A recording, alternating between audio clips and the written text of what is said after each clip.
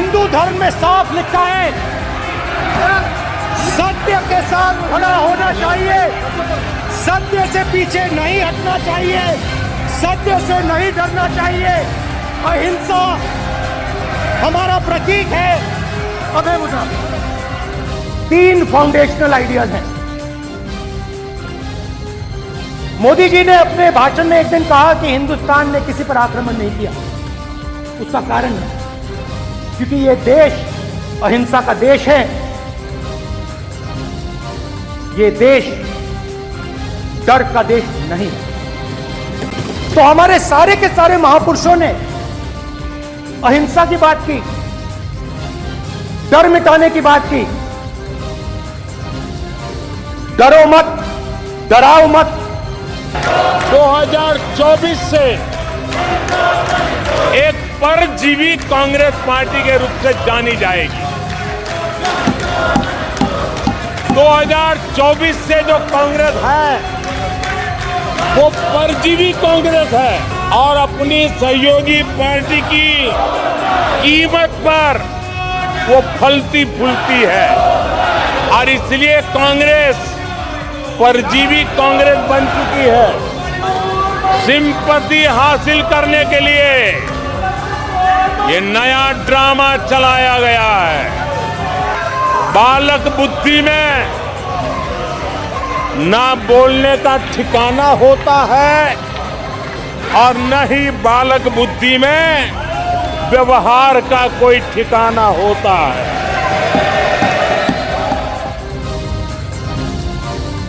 നമസ്കാരം.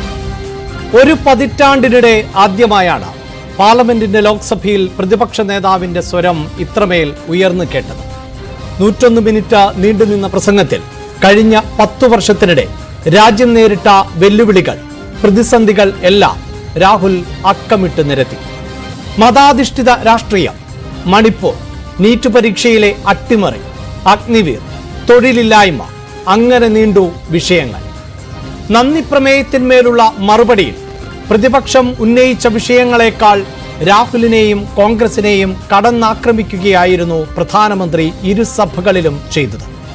നിലയ്ക്കാത്ത പ്രതിപക്ഷ പ്രതിഷേധങ്ങൾക്കിടെയായിരുന്നു പ്രധാനമന്ത്രിയുടെ ആ വിമർശനങ്ങൾ. ഠറോ മത്, ഠറാവോ മത്, ഭയപ്പെടരുത്, ഭയപ്പെടുത്തുകയുമരുത് എന്ന് രാഹുൽ വ്യക്തമായി പറയുമ്പോൾ പ്രതിപക്ഷ ശബ്ദം കൂടുതൽ ഉയരുകയാണ്. രാഹുൽ ഗാന്ധി ഹിന്ദു സമൂഹത്തോട് മാപ്പ് പറയണം എന്നാവശ്യപ്പെട്ട് സഭയ്ക്ക് പുറത്ത് പ്രതിഷേധം കടുപ്പിക്കുമ്പോൾ ബിജെപിയുടെ ലക്ഷ്യം എന്താണ്? പ്രൈം ഡിബേറ്റ് പരിശോധിക്കുന്നു. എല്ലാ പ്രേക്ഷകർക്കും സ്വാഗതം.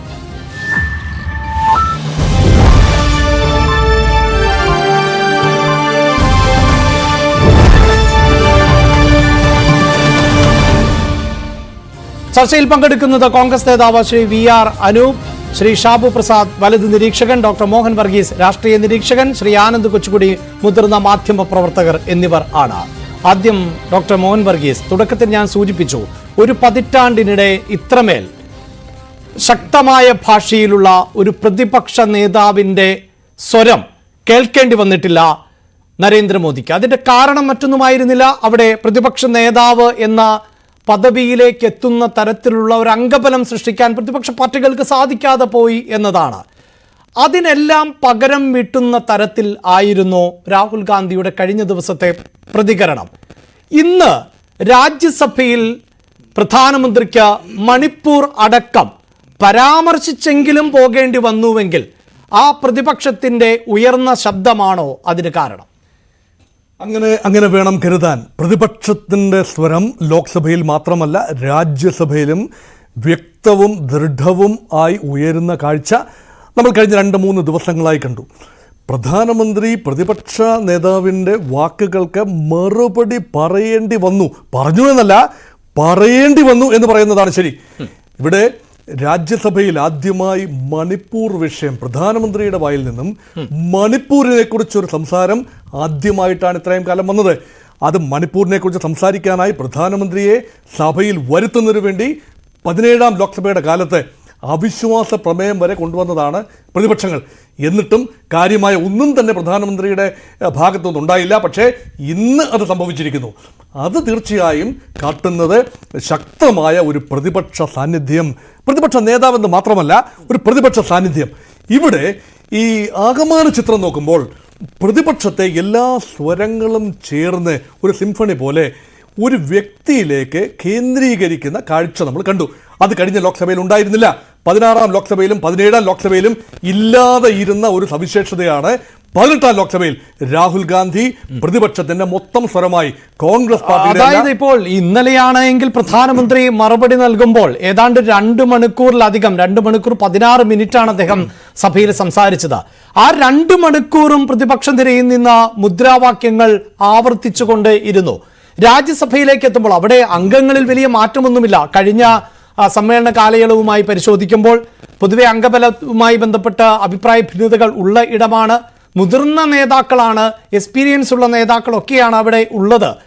അവിടെയും അതിന്റെ ഒരു പ്രതിഫലനം കാണാൻ സാധിച്ചോ ശ്രീ മോഹൻ വർഗീസ്? തീർച്ചയായിട്ടും അങ്ങനെ കാണാൻ സാധിച്ചു അഭിലാഷ്. ഇത് ഫ്ലോർ കോർഡിനേഷൻ എന്ന് പറയും. ലോക്സഭയിൽ ഫ്ലോർ കോർഡിനേഷൻ നോക്കൂ, 234 അംഗങ്ങളാണ് പ്രതിപക്ഷത്തിനുള്ളത്. പ്രതിപക്ഷമല്ല, ഇന്ത്യ മുന്നണിക്കുള്ളത്. ഇതൊന്നും പെടാത്ത ഏതാനും ആളുകളുമുണ്ട്. ഈ സ്വരങ്ങളെല്ലാം കൂടി ഏകോപിപ്പിച്ച് ഭരണപക്ഷത്തിന് എതിരെ അണിനിരത്തുക എന്ന് പറയുന്നത് അതീവ ശ്രമകരമായ ഒരു ദൗത്യമാണ്. ആ ദൗത്യം നല്ല ഫ്ലോർ മാനേജ്മെന്റിലൂടെ കഴിയുന്നുണ്ട് എന്ന് വേണം കരുതാൻ. അത് മാത്രമല്ല, രാജ്യസഭയിൽ ഇപ്പോൾ 86 പേര് മാത്രമാണ് ഇന്ത്യ മുന്നണിക്കുള്ളത്. ഇപ്പോൾ ബിജു ജനതാദളിന്റെ 9 MP ഉൾപ്പെടെ കഴിഞ്ഞ ദിവസം വാക്കൌട്ടിൽ പ്രതിപക്ഷത്തോടൊപ്പം ചേർന്നപ്പോൾ വേണമെങ്കിൽ പറയാം 95 പേര് ഇപ്പോൾ പ്രതിപക്ഷത്തായി മാറി എന്ന് വേണമെങ്കിൽ പറയാം. അവിടെയും അതൊരു പക്ഷേ വിഷയാധിഷ്ഠിതമായ പിന്തുണ ആകാൻ സാധ്യതയുണ്ട് അല്ലേ? അത് രാഷ്ട്രീയമാണ്, അതിന് പിന്നിൽ രാഷ്ട്രീയമുണ്ട്. കാരണം ബിജു ജനതാദളിന് ഒരിക്കലും BJP-നെയും മുൻകാലത്തേതുപോലെ പിന്തുണയ്ക്കാനാവില്ല, വിട്ടുനിന്നുകൊണ്ട് സഹകരിക്കാനുമാവില്ല. അത് ഒറീസയിലെ രാഷ്ട്രീയമാണ്. പക്ഷേ ഇവിടെ ആ ബെറ്റർ കോർഡിനേഷൻ എന്നത് വളരെ വ്യക്തമാണ്. അത് മാത്രമല്ല, ഈ 2 അമേരിക്കൻ പ്രസിഡൻഷ്യൽ തെരഞ്ഞെടുപ്പിന്റെ മാതൃകയിൽ, അമേരിക്കൻ എന്നല്ല ഏത് പ്രസിഡൻഷ്യൽ തെരഞ്ഞെടുപ്പിന്റെ മാതൃകയിൽ 2 വ്യക്തികളിലേക്ക് എല്ലാ കണ്ണുകളും എല്ലാ അറ്റൻഷനും ഫോക്കസ് ചെയ്യുകയാണ്. ഒരു വശത്ത് മഹാമേരു പോലെ നിൽക്കുന്ന ശ്രീ നരേന്ദ്രമോദി കഴിഞ്ഞ 10 വർഷമായി നിന്നതുപോലെ തന്നെ അതുപോലെ തന്നെ നിൽക്കുന്നു. ആ ശൈലിയിൽ യാതൊരു മാറ്റവുമില്ല. ഒരു ചെറിയ പതർച്ചയുണ്ട് എന്ന് പറയാമെങ്കിൽ ശൈലിയിൽ മാറ്റമില്ല. എന്നാൽ മറുവശത്ത് മൊത്തം പ്രതിപക്ഷത്തിന് സ്വരമായി രാഹുൽ ഗാന്ധി വരുമ്പോൾ എണ്ണി വളരെ സ്റ്റഡീഡ് സ്പീച്ച്. എനിക്ക് തോന്നുന്നത് 1 മണിക്കൂറുള്ള സ്പീച്ച്, 1 മണിക്കൂർ 40 മിനിറ്റ്, അതായത് 101 മിനിറ്റുള്ള സ്പീച്ച് അദ്ദേഹം ദിവസങ്ങളോളമുള്ള തയ്യാറെടുപ്പോടുകൂടി തന്നെയാണ് ഈ 100 മിനിറ്റിനുള്ളിൽ പറയേണ്ട എല്ലാ കാര്യങ്ങളും അടുക്കി ഒതുക്കി പറയുകയും, അത് മാത്രമല്ല കൊള്ളേണ്ടടുത്ത് കൊള്ളുകയും കൊള്ളിക്കേണ്ടടുത്ത് കൊള്ളിക്കുകയും, പരിഹാസത്തിന്റെ കുരമ്പുകൾ ഉൾപ്പെടെ. അത് പ്രധാനമന്ത്രിയെ മാത്രമല്ല സ്പീക്കർ ഓം ബിർളയെ പോലും വെറുതെ വിടാതെ പരിഹാസത്തിന്റെ കുരമ്പുകൾ ഉൾപ്പെടെ രാഹുൽ ഗാന്ധിയുടെ ഭാഗത്തുനിന്നുണ്ടായി എന്ന് പറയുമ്പോൾ ഒരു പ്രതിപക്ഷ നേതാവ് എങ്ങനെയാണോ ഉജ്ജ്വലമായി പെരുമാറേണ്ടത് അത് തന്നെ രാഹുൽ ഗാന്ധി ചെയ്തു. അതിനെതിരെയുള്ള ഭരണപക്ഷത്തിന്റെ ഒരു ഡിഫൻസിൽ പുതുമയൊന്നും ഉണ്ടായിരുന്നില്ല. കാരണം നരേന്ദ്രമോദി നിറംകെട്ട പ്രകടനമൊന്നും ഞാൻ പറയില്ല, പക്ഷേ അത് ചോദിച്ച ചോദ്യങ്ങൾക്ക് എല്ലാത്തിനുമുള്ള മറുപടി ആയിരുന്നില്ല. മറിച്ച് ഒരു വലിയ റെറ്ററിക്, പതിവ് പോലെയുള്ള ഒരു മോദി റെറ്ററിക് ആയിരുന്നു ഉണ്ടാകുന്നത്. ബാലക് എന്ന് വിളിച്ചുകൊണ്ട് ഈ ഒരു രാഹുൽ ഗാന്ധിയെ പോലെ ഒരാളെ, 20 വർഷത്തെ പാർലമെന്ററി പരിചയമുള്ള ഒരാളെ മറ്റുള്ളവർ പപ്പു എന്ന് വിളിക്കുന്ന മനസ്സിലാക്കാം. പക്ഷേ കേവലം ബാലകനാണ്, നീ കൊച്ചു കുട്ടിയാണ്. മോഹൻലാലിന്റെ സിനിമയിലൊക്കെ ഡയലോഗ് പറയുന്ന പോലെ നീ കൊച്ചു കുട്ടിയാണ്, നിനക്കൊന്നും അറിയില്ല എന്ന് പറയുന്ന ലാഘവത്തോടെ പ്രധാനമന്ത്രി സംസാരിക്കുമ്പോൾ അവിടെ സ്റ്റേറ്റ്സ്മാൻഷിപ്പിന്റെ കുറവുണ്ട്. ഉയർത്തുന്ന ചോദ്യങ്ങൾക്കുള്ള സിസ്റ്റമാറ്റിക്കായ മറുപടിയാണ് പ്രതീക്ഷിക്കുന്നത്. അത് എണ്ണം സഹിതം, കണക്ക് സഹിതം, സ്റ്റാറ്റിസ്റ്റിക്സ് സഹിതം മറുപടി നിർത്തുന്നതിന് പകരം നീ ബാലകൻ പറയുന്നതിന് ഇത്രയൊക്കെ വില കൊടുത്താൽ മതി എന്ന് പറഞ്ഞ് തുച്ഛീകരിച്ച് കാണുന്ന ആ ഒരു നിലപാടിയും ഒരുപക്ഷെ നിരാശയുണ്ടാക്കുന്ന കാര്യമാണ്. ശ്രീ ആനന്ദ് കൊച്ചുകുടി, ഇവിടെ ഡോക്ടർ മോഹൻ വർഗീസ് ഒരു സിനിമ ഉദാഹരിച്ചത് കൊണ്ട് തന്നെ ഞാൻ അതിൽ നിന്ന് തന്നെ തുടങ്ങാം. ഈ സിനിമാ മേഖലയിലുള്ള ആളുകളും പറയുന്ന ഒന്നുണ്ടല്ലോ, ഈ ആദ്യത്തെ സിനിമ എന്നത് ആ സംവിധായകന്റെ മുഴുവൻ കഴിവുകളും പുറത്തെടുത്തുകൊണ്ടുള്ള ഒരു സിനിമയായിരിക്കും. എന്നാൽ 2ഉം 3ഉം സിനിമകളൊക്കെ ജനപ്രിയമാകുന്നുവെങ്കിൽ ആണ് യഥാർത്ഥത്തിൽ ഒരു സംവിധായകൻ അടയാളപ്പെടുത്തുക എന്നത്. അതുപോലെയാണല്ലോ ഇപ്പോൾ പ്രതിപക്ഷ നേതാവ് എന്ന നിലയിലേക്ക് രാഹുൽ ഗാന്ധി എത്തുന്നു. അവിടെ സ്വാഭാവികമായും രാഷ്ട്രപതിയുടെ നയപ്രഖ്യാപനം ഉണ്ടാകും, പിന്നീട് ആ നയപ്രഖ്യാപനത്തിന്മേലുള്ള ചർച്ച നടക്കും എന്നതൊക്കെ മുൻകൂട്ടി അറിയാവുന്ന ഒന്നാണ്. അതുകൊണ്ട് ഗൃഹപാഠം നടത്തി വിഷയങ്ങളെ കൃത്യമായി അഡ്രസ്സ് ചെയ്യാൻ രാഹുൽ ഗാന്ധിക്ക് സാധിച്ചു എന്ന് പൊതുവെ വിലയിരുത്തപ്പെടുന്നുമുണ്ട്. അപ്പോഴും മോഹൻ വർഗീസ് സൂചിപ്പിച്ച ഒരു കാര്യം കൂടി, എത്രയോ വർഷമായി അദ്ദേഹം പാർലമെന്റിൽ അംഗമാണ്. എന്നാൽ ഒരു ഫുൾ ടൈം രാഷ്ട്രീയക്കാരനല്ല എന്ന വിമർശനം നേരിടുകയും ചെയ്യുന്നുണ്ട്. ഇപ്പോൾ കുറച്ചുകൂടി ഉത്തരവാദിത്തപ്പെട്ട ചുമതല അദ്ദേഹം വഹിക്കുന്നുമുണ്ട്. ഇതെന്താണ് നൽകുന്ന സൂചന? ഇത് ഇപ്പോൾ ഈ പഠിച്ചു തയ്യാറാക്കിയ സമയം ലഭിച്ചതിന്റെ അടിസ്ഥാനത്തിൽ പ്രകടമായ ഒരു രാഹുൽ ഗാന്ധിയായി കണ്ടാൽ മതിയോ, അതെയോ പ്രതിപക്ഷ സ്വരം ഇനി അങ്ങോട്ട് കനക്കുക തന്നെ ചെയ്യും, ഇതായിരിക്കും എന്ന ആമുഖം മാത്രമാണോ രാഹുൽ ഗാന്ധി സഭയിൽ നൽകിയത്?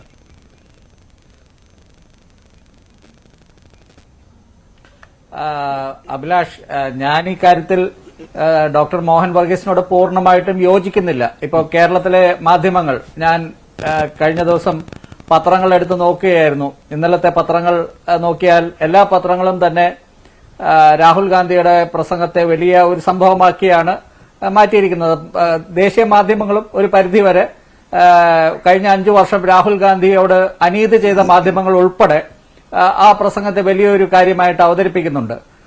ഞാൻ പക്ഷേ ഇതിനെ ഒരു കഴിഞ്ഞ 5 വർഷത്തെ ഒരു പ്രതിപക്ഷത്തിന്റെ ഒരു പെൻഡപ്പായിട്ടുള്ള, അതായത് അവരുടെ ഒരു അമർഷം തീർക്കുന്ന രീതിയിലുള്ള ഒരു പ്രസംഗമായിട്ടാണ് കാണുന്നത്. കഴിഞ്ഞ 5 വർഷമായിട്ട് ലോക്സഭയിൽ 2014 മുതൽ 19 വരെ അത്രയും പ്രകടമായിരുന്നില്ല. ശരിയാണ്, 2014 മുതൽ 19 വരെ അവിടെ ഖാർഗെ ഒരു പ്രതിപക്ഷ നേതാവായിട്ടുണ്ടായിരുന്നു. അന്ന് ഒരു എന്താ പറയുന്നത്, കുറച്ചുകൂടിയൊക്കെ ലോക്സഭയിൽ ഒരു എന്താ പറയുന്നത്, ഒരു ജനാധിപത്യത്തിന്റെ ഒരു തരിമ്പെങ്കിലും ഉണ്ടായിരുന്നുവെന്ന് പറഞ്ഞാൽ 2019 മുതൽ 24 വരെയുള്ള ആ ഒരു കാലയളവ് ശരിക്കും പറഞ്ഞാൽ ഒരു ഈ അടിയന്തരാവസ്ഥ അല്ലെങ്കിൽ അപ്രഖ്യാപിത അടിയന്തരാവസ്ഥ എന്നൊക്കെ പറയുന്നതിന് വളരെ എന്താ പ്രാധാന്യം, ആ ഒരു തരത്തിലുള്ള ഒരു പെരുമാറ്റമായിരുന്നു പ്രതിപക്ഷത്തോട് നരേന്ദ്രമോദിയുടെ സർക്കാർ, പ്രത്യേകിച്ച് ഓം ബിർള അദ്ദേഹത്തിന്റെ സീറ്റിൽ ഇരുന്നുകൊണ്ട് ചെയ്തുകൊണ്ടിരുന്നത്. ഒരു ഒറ്റയടിക്ക് 146 എംപിമാരെയൊക്കെ സസ്പെൻഡ് ചെയ്യുക, അതുപോലെ പ്രതിപക്ഷത്തെ ഒരു മൊത്തത്തിൽ അവർക്കൊരു റോളുമില്ലാതാക്കുന്ന രീതിയിൽ ആക്കിയിരുന്നു. പക്ഷെ അതിന്റെ എല്ലാം ഒരു ഒറ്റയടിക്ക് ഒരു ഉത്തരം കൊടുക്കുന്ന രീതിയിൽ അതിനെല്ലാം ഒന്ന് എന്താ പറയുന്നത്, ആ 5 വർഷത്തെ ആ ഒരു ഫ്രസ്ട്രേഷൻ തീർക്കുന്ന രീതിയിലുള്ള ഒരു പ്രസംഗമായിട്ടാണ് ഞാനതിനെ കാണുന്നത്. രണ്ടാമത്തെ കാര്യം, ഞാൻ രാഹുൽ ഗാന്ധിയെ കാണുന്നത് കഴിഞ്ഞ 20 വർഷമായിട്ട് അദ്ദേഹം പാർലമെന്റിൽ ഞാൻ അദ്ദേഹത്തെ നിരീക്ഷിച്ചുകൊണ്ടിരിക്കുകയാണ്. അപ്പോ എനിക്ക് ഈ 20 വർഷത്തിൽ അദ്ദേഹം ആ ഒരു കോൺസ്റ്റിറ്റ്യൂഷണൽ അതോറിറ്റി ആയിട്ട് വന്ന ആദ്യത്തെ പ്രസംഗം ഞാൻ പ്രതീക്ഷിച്ചതിന് ഒത്ത് അത് ഉയർന്നില്ല എന്ന് എനിക്ക് പറയേണ്ടി വരും. കാരണം അദ്ദേഹത്തിന് 100 മിനിറ്റ് സമയം കിട്ടുന്നത്, അല്ലെങ്കിൽ 90 മിനിറ്റ് ആണ് എനിക്ക് തോന്നുന്നു അദ്ദേഹത്തിന് സമയം അനുവദിച്ചിരുന്ന സമയം, അത് അത്രയും സമയം കിട്ടുമ്പോൾ അത് കുറച്ചുകൂടി നന്നായി വിനിയോഗിക്കാമായിരുന്നു. ഒരു തയ്യാറാക്കി കൊണ്ടുവരുന്ന ഒരു പ്രസംഗം, അത് എങ്ങനെ ഡെലിവറി ചെയ്യണം, കുറച്ചുകൂടിയൊക്കെ സബ്റ്റിലിറ്റി, അതായത് നിങ്ങൾ എല്ലാ കാര്യവും ഇങ്ങനെ ഈ നമ്മള് ഹിന്ദി സിനിമയും മലയാള സിനിമയും താരതമ്യം ചെയ്യും. ഇവിടെ ഡോക്ടർ മോഹൻ വർഗീസും ഒരു സിനിമ താരതമ്യം നടത്തിയല്ലോ. ഹിന്ദി സിനിമയിൽ ഒരു കാര്യമെല്ലാം ഇങ്ങനെ ഡയലോഗുകളെല്ലാം പരത്തി എല്ലാം അവസാന കാര്യം വരെ പറഞ്ഞ് എക്സ്പ്ലെയിൻ ചെയ്തു കൊടുക്കും. മലയാള സിനിമയിൽ പലപ്പോഴും എന്താണ് ഇംഗ്ലീഷിൽ പറയുന്നത്, ലെഫ്റ്റ് അൺസെഡ്, അത് പറയാതെ തന്നെ നമ്മളുടെ പ്രേക്ഷകർക്ക് മനസ്സിലാക്കാൻ പറ്റുന്ന കഴിവുള്ള പ്രേക്ഷകരാണ് നമ്മുടെ മലയാള പ്രേക്ഷകർ. അതുപോലെ കുറച്ചുകൂടി പ്രസംഗത്തിലൊക്കെ കുറച്ചുകൂടി മിതത്വം, അത് ഈ ആഞ്ഞടിക്കുക പ്രഹരിക്കുക എന്നുള്ളത് എപ്പോഴും വലിയ ബൊംബാസ്റ്റിക് ആയിട്ടുള്ള വലിയ വാക്കുകൾ ഉപയോഗിച്ച് മാത്രമല്ല ചെയ്യുന്നത്. നമ്മുടെ നെഹ്റുവിന്റെ കാലം മുതൽ വലിയ പാർലമെന്റേറിയൻസിന്റെ പ്രസംഗങ്ങൾ, അതിന്റെ ഒത്തിരി ചരിത്രം നമുക്കുണ്ട്. രാഹുൽ ഗാന്ധി പക്ഷേ അദ്ദേഹം കഴിഞ്ഞ 20 വർഷമായിട്ട്, പ്രത്യേകിച്ച് കഴിഞ്ഞ 10 വർഷമായിട്ട് അദ്ദേഹം പറഞ്ഞുകൊണ്ടിരിക്കുന്ന പല കാര്യങ്ങളുടെ ഒരു സംക്ഷിപ്ത രൂപമായിട്ടാണ്. പിന്നെ അദ്ദേഹം ഈ അങ്ങനെയെങ്കിൽ ശ്രീ ആനന്ദ് കൊച്ചുകൂടി ഇപ്പോൾ ഈ വിഷയത്തിന് മറുപടി നൽകിയല്ലോ പ്രധാനമന്ത്രി. ഈ പ്രസംഗത്തിന് മറുപടി നൽകുമ്പോൾ എന്തുകൊണ്ടായിരിക്കാം ഈ പ്രധാനമന്ത്രിക്ക് രാഹുൽ ഗാന്ധിയിലേക്ക് കൂടുതൽ ഫോക്കസ് ചെയ്യേണ്ടി വന്നത്? കോൺഗ്രസിനെ കടന്നാക്രമിക്കുന്നതിനായിരുന്നല്ലോ ഈ നന്ദിപ്രമേയത്തിന്റെ മറുപടിയിൽ പ്രധാനമന്ത്രി കൂടുതൽ സമയവും ചെലവഴിച്ചത്. ആ വിഷയങ്ങളിലേക്ക് ഞാൻ വരുന്നതിന് മുമ്പ് താങ്കൾ പറയുന്നത് പോലെ അത്രമേൽ BJPക്കോ അല്ലെങ്കിൽ പ്രധാനമന്ത്രിക്കോ ഭരണപക്ഷത്തിനോ കോട്ടമുണ്ടാക്കുന്ന ഒന്നായിരുന്നില്ല രാഹുലിന്റെ പ്രസംഗം എങ്കിൽ പിന്നീട് എന്തിനായിരിക്കാം മറുഭാഗം പരിശോധിച്ചാൽ, ഈ പ്രധാനമന്ത്രിയുടെ വാക്കുകൾ പരിശോധിച്ചാൽ അതിലേറിയ പങ്കും ഈ വിമർശനത്തിന് വേണ്ടി അദ്ദേഹം മാറ്റിവെച്ചു.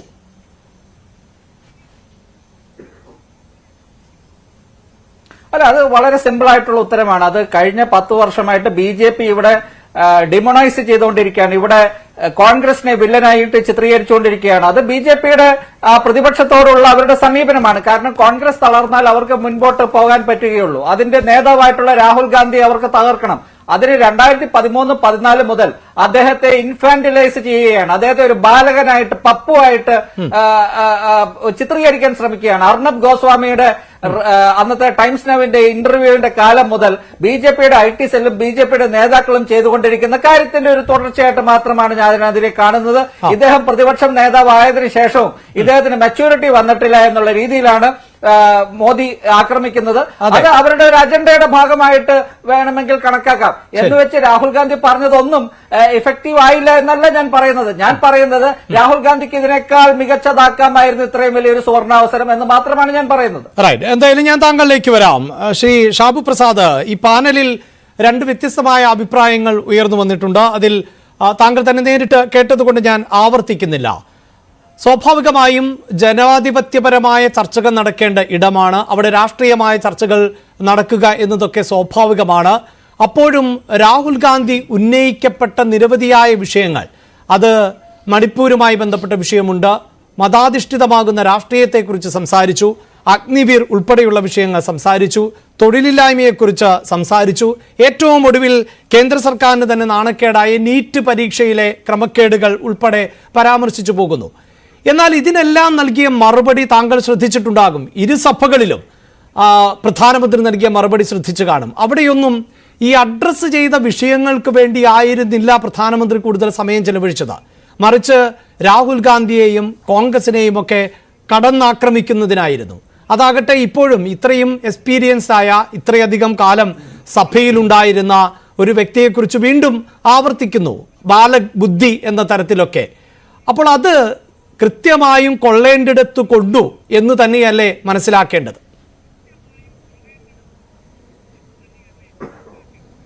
അഭിലാഷ, ഞാൻ എല്ലാ ചോദ്യങ്ങൾക്കും ഉത്തരം പറയാം. താങ്കൾ എനിക്ക് ആവശ്യത്തിന് സമയം തന്നാൽ മതി.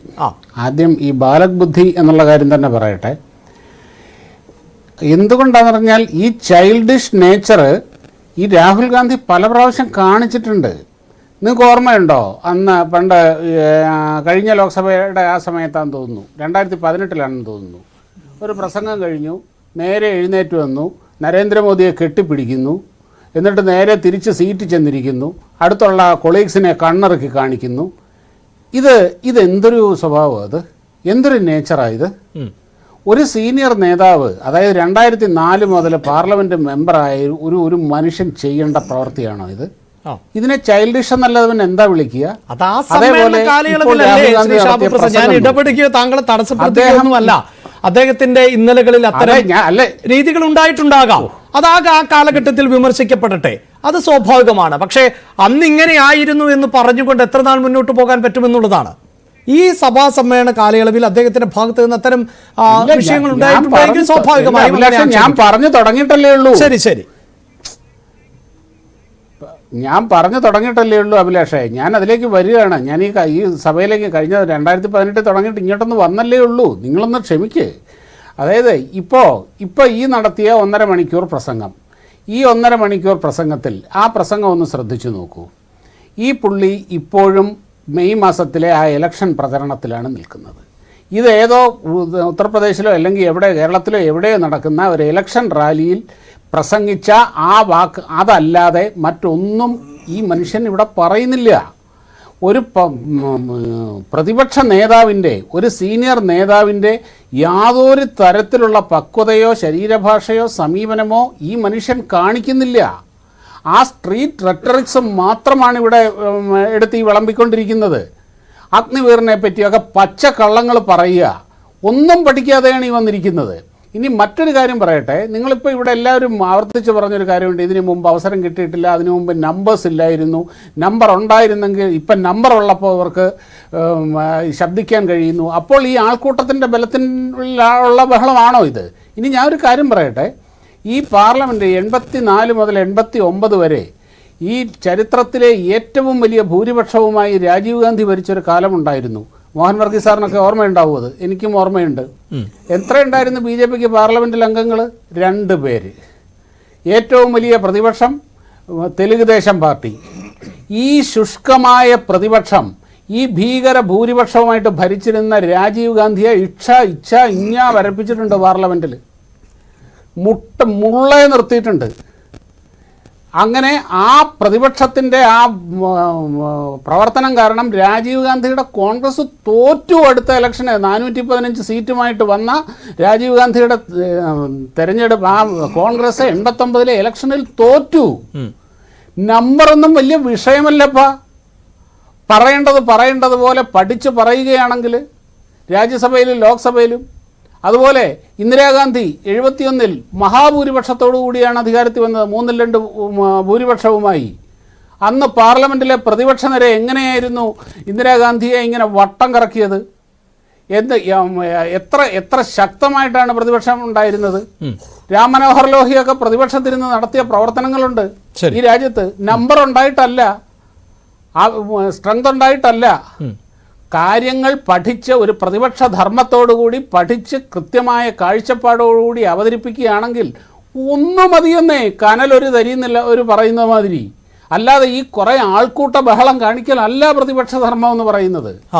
ഇത് ഒരു ഇവിടെ അത് കഴിഞ്ഞ് രാഹുൽ ഗാന്ധിയുടെ പ്രസംഗം കഴിഞ്ഞിട്ട് പ്രധാനമന്ത്രി സംസാരിച്ച് തുടങ്ങിയപ്പം മുതൽ അവസാനിക്കുന്നത് വരെ ഒരു സെക്കൻഡ് ഇടവേള കൊടുക്കാതെ ബഹളമായിരുന്നു. അതിന് ഒരു ഓമന പേരാണ് പ്രതിഷേധം മുദ്രാവാക്യം. ഇവിടെ മോഹൻ വർഗീസ് സാർ പറഞ്ഞു രാഹുൽ ഗാന്ധിയെ ബാലക് എന്ന് വിളിച്ചത് ഇത്തിരി സ്റ്റേറ്റ്സ്മാൻഷിപ്പിന്റെ കുറവാണോ എന്ന്. ആ രീതിയിൽ ചൈൽഡിഷായിട്ട് പെരുമാറുന്നത് കൊണ്ടാണ് ഈ മനുഷ്യൻ ആ വിളി കേൾക്കേണ്ടി വരുന്നത്.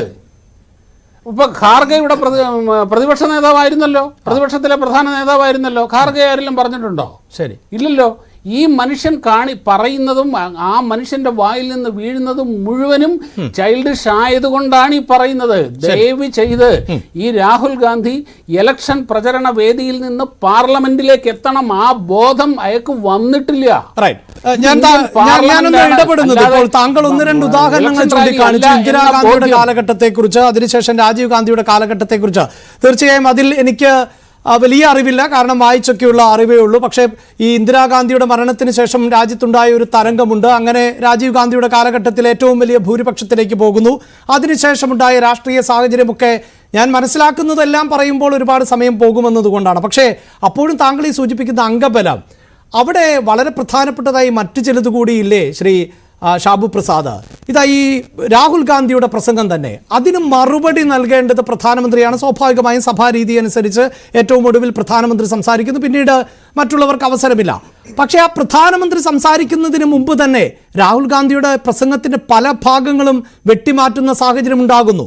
സ്പീക്കർ വെട്ടിമാറ്റിയ സാഹചര്യം ഉണ്ടാകുന്നു, പല നിരീക്ഷണങ്ങൾ വെട്ടിമാറ്റുന്ന സാഹചര്യം ഉണ്ടാകുന്നു.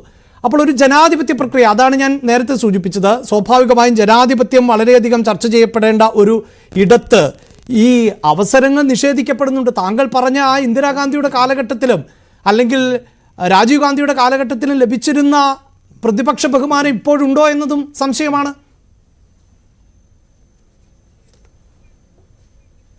പ്രതിപക്ഷ ബഹുമാനത്തിൻ്റെ പ്രശ്നമല്ല, പ്രതിപക്ഷത്തിരിക്കുന്ന തങ്ങളുടെ സ്ഥാനം, ആ അവസരം എങ്ങനെ ഉപയോഗിക്കുന്നു എന്നുള്ളതാണ്. അല്ലാതെ ഇന്ദിരാഗാന്ധിയും രാജീവ് ഗാന്ധിയും കനിഞ്ഞു നൽകിയതൊന്നുമല്ല അത്. അവർക്ക് കിട്ടിയ മാൻഡേറ്റ് അത് എത്ര ചെറുതാണെങ്കിലും അതിനെ നേരായ വഴിക്കും ശരിയായ വഴിക്കും ഉപയോഗിച്ചു എന്നുള്ളതാണ്. ഈ ഹിന്ദുക്കളെന്ന് പറയുന്നവരെല്ലാവരും അക്രമകാരികളാണ് എന്ന് പറഞ്ഞത്, അതിനെന്ത് പേരാ പറയേണ്ടത്? ഇനി അങ്ങനെ ഞാൻ അങ്ങനെയല്ല ഉദ്ദേശിച്ചത്, ഞാൻ അവരെയാണ് ഉദ്ദേശിച്ചത്. പോലെയാണോ അദ്ദേഹം അങ്ങനെ ഹിന്ദുക്കൾ എല്ലാവരും എന്നാണോ പറഞ്ഞത്? താങ്കൾക്കും ഹിന്ദിയും ഇംഗ്ലീഷും ഒക്കെ വളരെ കൃത്യമായി മനസ്സിലാകുന്ന ആളല്ലേ? അല്ല, ഒരു കാര്യം ഞാൻ പറയട്ടെ. അല്ല, അറിയാം. അല്ല, ഹിന്ദു എന്ന് പറയുന്നവരെല്ലാവരും, ഹിന്ദു എന്ന് പറയുന്നവർ അവർ അക്രമത്തെ പ്രോത്സാഹിപ്പിക്കുന്നു എന്ന് പറഞ്ഞാൽ അത് രാജ്യത്തെ മുഴുവൻ ഹിന്ദുക്കളെ കുറിച്ചാണോ രാഹുൽ ഗാന്ധി അങ്ങനെ പറഞ്ഞത്? എന്തുമായിക്കൊള്ളട്ടെ. അല്ല, ഒരു കാര്യം ഞാൻ പറയട്ടെ. ഈ പ്രധാനമന്ത്രി പറയുന്ന ഓരോ വാക്കുകളും അതിനെ സന്ദർഭത്തിൽ നിന്ന് അടർത്തിയെടുത്ത് അവർക്ക് ഇഷ്ടമുള്ള രീതിയിൽ, വൃത്തികെട്ട രീതിയിൽ വ്യാഖ്യാനിക്കാൻ, കോണ്ടക്സ്റ്റിൽ നിന്ന് മാറ്റി വ്യാഖ്യാനിക്കാൻ രാഹുൽ ഗാന്ധിക്ക് അവകാശമുണ്ടെങ്കിൽ അതേ അവകാശം മറ്റുള്ളവർക്കും ഉണ്ട്. അവകാശമാണ് പറയുന്നത്. അല്ല, ശ്രീ ഷാബു പ്രസാദ് ഇപ്പോൾ താങ്കളുടെ വിശ്വാസം എന്തുമാകട്ടെ, ഇപ്പോൾ കേരളത്തിൽ തന്നെ സ്റ്റേറ്റ്സ്മാൻഷിപ്പ് എന്ന് പറയുന്നത് ഒരു വൺ വേ ട്രാഫിക് അല്ല അഭിലാഷ്. ശരി, പക്ഷെ അപ്പോഴും ശ്രീ ഷാബു പ്രസാദ്, താങ്കൾ ഇപ്പോൾ കേരളം തന്നെ ഒന്ന് എടുത്തു നോക്കൂ. കേരളത്തിൽ എത്രയോ ഹൈന്ദവ സംഘടനകളുണ്ട്. ഇപ്പോൾ കേരളത്തിലെ ഹൈന്ദവ വിഭാഗത്തെ പരിശോധിച്ചാൽ ഏറ്റവും കൂടുതൽ അംഗബലമുള്ളത് ഈഴവർക്കായിരിക്കണം. അവർക്ക് തന്നെ SNDP ഉണ്ട്, SNDV ഉണ്ട്, ശിവഗിരിയിലെ സംഘടനയുണ്ട്, KPMS പോലെയുള്ള സംഘടനകളുണ്ട്, NSS പോലെയുള്ള സംഘടനകളുണ്ട്, രാജ്യവ്യാപകമായി നിരവധി ഹൈന്ദവ സംഘടനകളുണ്ട്. അവരൊന്നും കാര്യമായ പ്രതിഷേധമൊന്നും നടത്തി കാണുന്നില്ല. അവർക്കൊന്നും ഇങ്ങനെ ഒരു തെറ്റിദ്ധാരണ ഉണ്ടായിട്ടില്ല. BJPക്ക് മാത്രമാണെന്നേ പ്രതിഷേധം. മാത്രമല്ല, ഇന്ന് ഡൽഹിയിൽ ആരാണ് രാഹുൽ ഗാന്ധിക്കെതിരെ പ്രതിഷേധം നടത്തുന്നത്? BJP ആണ്. ഹിന്ദുക്കളോട് മാപ്പ് പറയണമെന്ന് BJP ആവശ്യപ്പെടുന്നു. അപ്പോൾ അത് താങ്കൾ ഈ പറയുന്ന പോലെ വക്രീകരിക്കുകയാണ്. അതായത് അല്ല, ഒരു കാര്യമുണ്ട്. രാഷ്ട്രീയമായ അതായത് ഒരു പുതിയ സർക്കാരിന്റെ 18ാം ലോക്സഭയുടെ ആദ്യ സമ്മേളനമാണ്. ആദ്യ സമ്മേളനം നിങ്ങൾ ഇതിനു മുമ്പ് ഇത് മുഴുവനും നോക്കിക്കോളൂ, ലോക്സഭയുടെ ചരിത്രം നോക്കിക്കോളൂ. ഒരു ലോക്സഭയുടെ ആദ്യ സമ്മേളനം ഈ രീതിയിൽ രാഷ്ട്രീയവൽക്കരിച്ച് ഈ രീതിയിൽ വൃത്തികെട്ട രീതിയിൽ കൊളവാക്കിയ ഒരു ചരിത്രം ഇന്ത്യൻ പാർലമെന്റിൽ ഉണ്ടായിട്ടില്ല. അത്രമാത്രം വൃത്തികെട്ട രീതിയിൽ അതിനെ രാഷ്ട്രീയവൽക്കരിക്കുകയും രാഷ്ട്രീയ ആരോപണങ്ങൾ ഉയർത്തുകയും ആ രീതിയിൽ ചെയ്യുമ്പോൾ അതിനെ രാഷ്ട്രീയമായി തന്നെ നേരിടാനുള്ള ഉത്തരവാദിത്വം ഇപ്പുറത്തും ഉണ്ടപ്പാ. അല്ലാതെ കിട്ടിയത് മേടിച്ചോണ്ട് വീട്ടിൽ പോണോ? അത് തന്നെ സംഭവിക്കും. അതിനെ ആ ലെവലിലേക്ക് കൊണ്ടുവന്നാൽ ആ ലെവൽ മുള്ളിനെ മുള്ളുകൊണ്ട് എടുക്കാൻ പറ്റുള്ളൂ. രാഷ്ട്രീയമായ രീതിയിൽ അതിനെ തരം താഴ്ത്തി ഒരു പാർലമെന്റിന്റെ സമ്മേളനത്തെ തരം താഴ്ത്തിയാൽ അതിനെ ആ ഉരുളക്കുപ്പേരി പോലെ ആ രീതിയിൽ തന്നെ നേരിടാനുള്ള ഉത്തരവാദിത്വം ഭരണപക്ഷത്തിരിക്കുന്നവർക്കുണ്ട്. അവരത് ചെയ്യുക തന്നെ ചെയ്യും. രാഹുൽ ഗാന്ധി എന്തും പറയും, രാഹുൽ ഗാന്ധി എന്തും. ഇനി ഒന്നുകൂടെ അല്ല, ഒറ്റ കാര്യം കൂടെ ഇപ്പൊ മോഹൻ വർഗീസ് സാർ ഇവിടെ പറഞ്ഞു അദ്ദേഹം വളരെ വെൽ പ്രിപ്പയർഡ് ആയിട്ട് സ്റ്റഡീഡ് ആയിട്ട് വന്നു. ആ സ്റ്റഡീഡ് ആയിട്ട് വന്ന ഒരു പ്രസംഗമാണോ ഇത് ഹിന്ദുക്കൾ ഈ രീതിയിൽ BJPക്ക് അവസരം കൊടുക്കുന്നത്? അല്ലെങ്കിൽ വേറൊന്ന് അഗ്നിവീറിന്റെ കാര്യം പറഞ്ഞത്, അതിന്റെ പേരിൽ പരാതി പോയിട്ടുണ്ട്. പച്ചക്കള്ളമാണ് പറഞ്ഞത്. അഗ്നിവീറിന് ഇത് കോമ്പൻസേഷൻ ഒന്നും ₹1 പോലും കിട്ടുന്നില്ല എന്ന് പറഞ്ഞത് എങ്ങാണ്ട് ഇലക്ഷൻ റാലിയിൽ പറഞ്ഞതാണ്. പച്ചക്കള്ളമാണ് പറഞ്ഞത്. രാഹുൽ ഗാന്ധി ഉന്നയിച്ച ആരോപണങ്ങൾക്ക് അതാത് വകുപ്പ് മന്ത്രിമാർ അന്നേരം പോയിന്റ് ഓഫ് ഓർഡർ ഉന്നയിച്ച് മറുപടി കൊടുത്തിട്ടുണ്ട്. അവസാനം ഇനിയും പ്രധാനമന്ത്രി അതിന് പ്രത്യേകിച്ച് വേറൊന്നും ചെയ്യേണ്ട കാര്യമില്ല. ശരി, ഞാൻ താങ്കളിലേക്ക് വരാം. ശ്രീ മോഹൻ വർഗീസ്, ഇവിടെ ഇതാ ഈ ഹിന്ദു പരാമർശം, നീറ്റുമായി ബന്ധപ്പെട്ട പരാമർശം, അഗ്നിവീർ പരാമർശം എന്നിവയെല്ലാം ആണ് രേഖകളിൽ നിന്ന് നീക്കിയത്. മാത്രമല്ല, ഇവിടെ ഷാബു പ്രസാദ് സൂചിപ്പിച്ചതുപോലെ ഒരു പ്രധാനമന്ത്രിയുടെ പ്രസംഗം തുടങ്ങിയത് മുതൽ അവസാനം വരെ മുദ്രാവാക്യം വിളിയായിരുന്നു. പക്ഷേ അവിടെ സംഭവിച്ചത് എന്താണ്? മണിപ്പൂരുമായി ബന്ധപ്പെട്ട വിഷയത്തിൽ ഔട്ടർ മണിപ്പൂരിലെ MP ആയ ആൽഫ്രഡ് ആർദർ, അദ്ദേഹം ഈ ചർച്ചയുടെ ഭാഗമായി ലിസ്റ്റിൽ ഉൾപ്പെട്ട വ്യക്തിയാണ്. അദ്ദേഹത്തിന് സംസാരിക്കാൻ അവസരം നൽകുന്നില്ല. സ്പീക്കർ പറയുന്നു പ്രതിപക്ഷത്തിന് ആവശ്യത്തിന് സമയം ലഭിച്ചു എന്ന്. അങ്ങനെ പ്രധാനമന്ത്രിയെ വിളിക്കുന്നു. ആ സമയത്ത് പ്രതിപക്ഷം ഉന്നയിക്കുന്നു ഒരു മിനിറ്റ് അതെങ്കിലും ആ മണിപ്പൂരിലെ MPക്ക് നൽകണമെന്ന്. അതിന് തയ്യാറാകുന്നില്ല. ഇവിടെ രണ്ട് കാര്യങ്ങളാണല്ലോ ഉള്ളത്. ഒന്ന്, ഈ സഭയുമായി ബന്ധപ്പെട്ട് വിഷയങ്ങൾ ഉന്നയിക്കുമ്പോൾ അതാത് കാലഘട്ടത്തിൽ എനിക്ക് തോന്നുന്നു നമ്മുടെ ആനന്ദ് കൊച്ചുകൂടി സാർ ഈ ചർച്ചയ്ക്കിടയിൽ സൂചിപ്പിച്ച ചില പ്രസംഗങ്ങൾ, അതായത് ജവഹർലാൽ നെഹ്റുവിൻ്റെ പ്രസംഗം, അതല്ലെങ്കിൽ അംബേദ്കറിൻ്റെ പ്രസംഗം, ഇത്തരം പ്രസംഗങ്ങളൊക്കെ അക്കാദമിക് തലത്തിലടക്കം പഠിക്കേണ്ട ഒന്നാണ്. ഓരോ കാലഘട്ടത്തിൽ ഓരോരുത്തർ നടത്തിയ പ്രസംഗങ്ങൾ, അതിൻ്റെ പ്രസക്ത ഭാഗങ്ങളൊക്കെ, അതെല്ലാമാണ് ഈ സഭാരേഖകളിൽ നിന്നടക്കം നീക്കം ചെയ്യുകയും ചെയ്തത്. അപ്പോൾ കൃത്യമായൊരിടം പ്രതിപക്ഷത്തിന് ലഭിക്കാതെ പോയി എന്ന് താങ്കൾക്ക് തോന്നുന്നുണ്ടോ? ആ ഇടത്തേക്കാണോ പ്രതിപക്ഷം ഇരച്ചു കയറുന്നത്? ശ്രീ അഭിലാഷ്, ഒരു സ്പേസ് എന്ന് പറയുന്നത് ഒരു political space, a viable space in the parliament to operate, ഇത് പ്രതിപക്ഷത്തിൻ്റെ അവകാശം തന്നെയാണ്. ആ ഒരു അവകാശം ഉള്ളിടത്തോളം കാലം മാത്രമേ ഫലപ്രദമായി പ്രതിപക്ഷത്തിന് പ്രവർത്തിക്കാനാവൂ. നമുക്കറിയാം, ബ്രിട്ടനിൽ നിന്നാണ്, ഇംഗ്ലണ്ടിൽ നിന്നാണ് വെസ്റ്റ് മിനിസ്റ്റർ മാതൃകയിലുള്ള പാർലമെന്ററി ജനാധിപത്യം നമ്മൾ സ്വാംശീകരിച്ചെടുത്തിരിക്കുന്നത്. അവിടെ ഹിസ് മാജസ്റ്റീസ് അല്ലെങ്കിൽ her Majesty's ruling party and her Majesty's opposition എന്ന് പറഞ്ഞാൽ അതിനർത്ഥം എന്താണ്? ഹെഡ് ഓഫ് ദി സ്റ്റേറ്റിനെ സംബന്ധിച്ചിടത്തോളം, അതായത് മോണാർക്കിനെ സംബന്ധിച്ചിടത്തോളം, ഇവിടെയാണെങ്കിൽ പ്രസിഡന്റിനെ സംബന്ധിച്ചിടത്തോളം പക്ഷപാതിത്വമില്ല. ജനങ്ങൾ കൂടുതൽ വോട്ട് നൽകിയ വിഭാഗം ഭരണപക്ഷമെന്നും അവരുടെ നേതാവിനെ പ്രധാനമന്ത്രിയെന്നും അദ്ദേഹം ഉണ്ടാക്കുന്ന ക്യാബിനറ്റും എല്ലാം ഉണ്ട് ഒരു വശത്ത്. അതേപോലെ തന്നെ ജനങ്ങൾ തന്നെയാണ് പ്രതിപക്ഷത്തിരിക്കാനായി ആളുകളെ നിയോഗിക്കുന്നത്. അതുകൊണ്ട് സ്പേസ് എന്ന് പറയുന്നത് ജനങ്ങൾ നൽകിയ സ്പേസാണ്. അവിടെ ഇപ്രാവശ്യം ആ സ്പേസ് നൽകിയപ്പോൾ കഴിഞ്ഞ പ്രാവശ്യത്തെ അത്ര ഡിസ്പാരിറ്റി ഉണ്ടായില്ല. ജനങ്ങൾ നൽകിയ സ്പേസിനോടൊപ്പം അഭിലാഷ് ചോദിച്ചത് ആ സ്പേസ് ഇടത്തിനെ കുറിച്ച് ആയതുകൊണ്ടാണ് ഞാൻ ഇടത്തിനെ കുറിച്ച് തന്നെ പറഞ്ഞത്. ആ ഇടത്തേക്ക് ഇറങ്ങി നിൽക്കാൻ പ്രതിപക്ഷം ശ്രമിച്ചു. വിശാലമായ ഒരു ഇടമുണ്ടായിരുന്ന ഭരണപക്ഷത്തിന് ഒരു കുറച്ചുകൂടി ചുരുങ്ങിയ ഇടത്തേക്ക് ഒതുങ്ങേണ്ടി വന്നപ്പോൾ ഉണ്ടാകുന്ന ഒരു ബുദ്ധിമുട്ട്. അതേസമയം ഒരു കുറച്ചുകൂടി elbow space, head space and shoulder space ലഭിച്ച പ്രതിപക്ഷം കത്തിക്കിടന്ന കാഴ്ച. ഇനി അത്രയും സ്പേസ് എന്ന് പറഞ്ഞാൽ ടൈമും കൂടിയാണെന്ന് ഓർക്കണം. പാർലമെന്റിൽ സംസാരിക്കാൻ കൂടുതൽ സമയം, മുൻകാലങ്ങളിലാണെങ്കിൽ 52 പേരുടെ തമ്പുരാനായ അല്ലെ നേതാവായ രാഹുൽ ഗാന്ധിക്ക് സംസാരിക്കാൻ ഇത്രയും സമയം ലഭിക്കുമായിരുന്നില്ല മുൻ പാർലമെന്റുകളിൽ 16-17 ലോക്സഭയിൽ. ഇന്ന് ലഭിച്ചത് 1 മണിക്കൂറും 41 മിനിറ്റും ലഭിച്ചു. കഴിഞ്ഞ ദിവസം ലഭിച്ചത്. ആ സമയം എങ്ങനെ വിനിയോഗിക്കണമെന്ന് തീരുമാനിക്കാനുള്ള അവകാശം ശ്രീ രാഹുൽ ഗാന്ധിക്കുണ്ട്. ആ അവകാശത്തെ, ആ ഒരു പ്രസംഗത്തിന്റെ ഉള്ളടക്കത്തെക്കുറിച്ചും പഞ്ചിനെ കുറിച്ചും ഫലപ്രാപ്തിയെക്കുറിച്ചുമാണല്ലോ നമ്മൾ സംസാരിക്കുന്നത്. ഇവിടെ നോക്കൂ, വളരെ ഈ പരമശിവന്റെ ചിത്രം, അഭയമുദ്ര ഉൾപ്പെടെയുള്ളത് തെരഞ്ഞെടുത്ത ചിത്രമാണ്. പരമശിവന്റെ പല ചിത്രങ്ങളുണ്ട്. അതിൽ അഭയമുദ്ര കാണിക്കുന്ന ആ ചിത്രം തെരഞ്ഞെടുത്തത് ഒരു ഗൃഹപാഠത്തിന്റെ അടിസ്ഥാനത്തിലാണ്. ഒരു സ്പർ ദ മൊമെന്റ് എടുത്ത് വീശിയതല്ല. ഇത് സംസാരിക്കണം, ഇന്ന കാര്യങ്ങൾ, ഇന്ന ദൈവസങ്കല്പങ്ങൾ കൊണ്ടുവരണം എന്ന് ആലോചിച്ച് ഉറപ്പിച്ചു കൊണ്ടുവന്നതാണ്. അത് അറിയാത്തതല്ല. ശ്രീ രാഹുൽ ഗാന്ധിക്ക് 20 വർഷത്തെ പാർലമെന്ററി പരിചയമുള്ള രാഹുൽ ഗാന്ധിക്ക് അറിയാത്തതല്ല. BJPയുടെയും നരേന്ദ്രമോദിയുടെയും കോർ കോമ്പറ്റൻസി എന്ന് പറയുന്നത് സാംസ്കാരിക ദേശീയതയാണ്.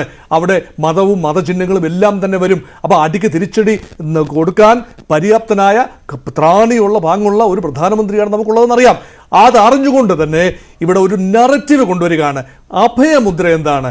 ഭയപ്പെടണ്ട, നിങ്ങൾ ഭയപ്പെടണ്ട, ഞാൻ അഭയസ്ഥാനമാണ്.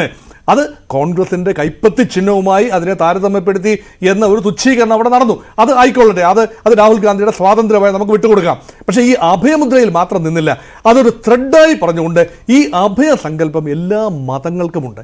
അപ്പോൾ ഈ അഭയസങ്കല്പം എന്ന് പറയുന്നത് എല്ലാ മതങ്ങളെയും സംശീകരിച്ച് കാണുന്ന ഇന്ത്യയുടെ സെക്യുലറിസം, ഒരു പ്രത്യേക മതത്തിന് പ്രാധാന്യം കൊടുക്കാത്ത ഒരു സെക്യുലറിസം. പക്ഷെ ആദ്യം കാണിച്ച ചിത്രം ഈ ഗുരുനാനാക്കിന്റെ ചിത്രമായിരുന്നില്ല, ഗൗതമ ബുദ്ധന്റെ ചിത്രമായിരുന്നില്ല, അത് ശിവന്റെ ചിത്രമാണ്. അതിനൊരു പ്രത്യേക പഠനം ആവശ്യമായിരുന്നു. അത് ചെയ്തു എന്നാണ് ഞാൻ മനസ്സിലാക്കുന്നത്. കാരണം ഈ പരമ്പരാഗതമായി കോൺഗ്രസിന്റെ ഹിന്ദി ഹൃദയഭൂമിയിലെ ഉത്തർപ്രദേശ് ആകട്ടെ, മധ്യപ്രദേശ് ആകട്ടെ, രാജസ്ഥാൻ അല്ലെങ്കിൽ ഗുജറാത്ത്, ഈ ഭാഗങ്ങളിലെല്ലാം ആദിവാസികളുടെയും ദളിതുകളുടെയും പാർശ്വവൽകൃതരുടെയും വോട്ട് പരമ്പരാഗതമായി കോൺഗ്രസിന് ലഭിച്ചിരുന്നു. ആ വോട്ടുകൾ ഏതാണ്ട് പൂർണ്ണമായും ബഹുജൻ സമാജ് പാർട്ടി കൊണ്ടുപോയി ഉത്തർപ്രദേശിൽ, മധ്യപ്രദേശിൽ അത് BJP കൊണ്ടുപോയി. ട്രൈബൽ മേഖലയിൽ ഉൾപ്പെടെ, ആദിവാസി മേഖലയിൽ ഉൾപ്പെടെ ഭാരതീയ ജനതാ പാർട്ടി ഇരച്ചു കയറ്റം നടത്തി. ആ ട്രൈബൽ വിഭാഗത്തിലെ ആളുകൾ, ട്രൈബൽ മാത്രമല്ല, ആദിവാസി ട്രൈബൽ പിന്നാക്ക വിഭാഗത്തിന്റെ വലിയൊരു ഭാഗം, മൊത്തം ഹിന്ദു ജനസംഖ്യയുടെ എനിക്ക് തോന്നുന്ന ഒരു 28% ഒരു ശൈവ വിശ്വാസത്തിൽ വരുന്നവരാണ്. അപ്പൊ ഇവിടെ പരമശിവന്റെ അഭയമുദ്രയും പരമശിവന്റെ ഒരു സങ്കല്പവും കാട്ടുമ്പോൾ അത് വിശാലമായ ഒരു അർത്ഥം കൂടെ അതിനകത്തുണ്ട്.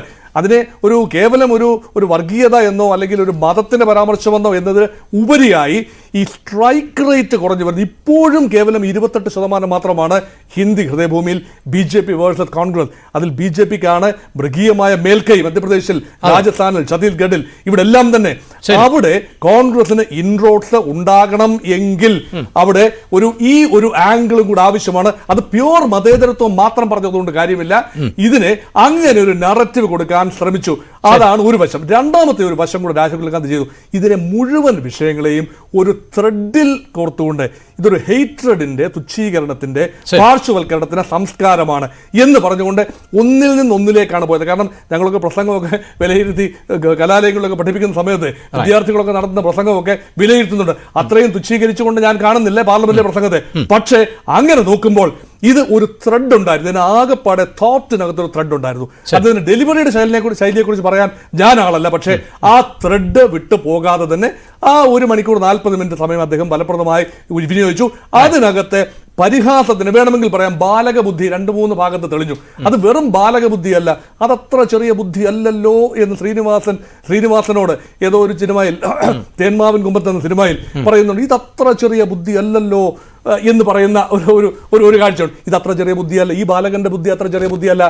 എവിടെ തൊട്ടാലാണ് പ്രകോപിതനാകുന്നത് മോദിയുടെ വാ തുറപ്പിക്കാൻ ഇന്നതാണ് നല്ലത് എന്ന് തന്നെയാണ്. അത് മാത്രമല്ല, പരമാത്മാവിൽ നിന്നും നേരിട്ട് കാര്യങ്ങൾ ഗ്രഹിക്കുന്ന മോദി ഒരു വൺ ഫൈൻ മോർണിംഗ് പെട്ടെന്ന് നോട്ട് നിരോധനം കൊണ്ടുവരികയാണ്. അദനി അംബാനിയുടെ കാര്യമൊക്കെ അവിടെ കൊണ്ടുവരികയാണ്. അതുപോലെ സ്പീക്കറിന്റെ കാര്യത്തിലും സ്പീക്കറെ കുനിഞ്ഞു നിന്നതും ഒക്കെ ചെയ്യും. വേണമെങ്കിൽ അതിനെ ബാലകബുദ്ധി എന്ന് വേണേൽ പറയാം. വ്യക്തിപരമായ പരാമർശങ്ങൾ വേണമെങ്കിൽ ഒരു സ്റ്റേറ്റ്സ്മാനായി പരിണമിച്ചുകൊണ്ടിരിക്കുന്ന രാഹുൽ ഗാന്ധിക്ക് വേണമെങ്കിൽ ഒഴിവാക്കാമായിരുന്നു. അത് ഒഴിവാക്കി എന്നത് ഒഴിച്ചാൽ പറയേണ്ടതെല്ലാം ഇതെല്ലാം പ്രതിപക്ഷം പറയേണ്ടത് തന്നെയല്ലേ.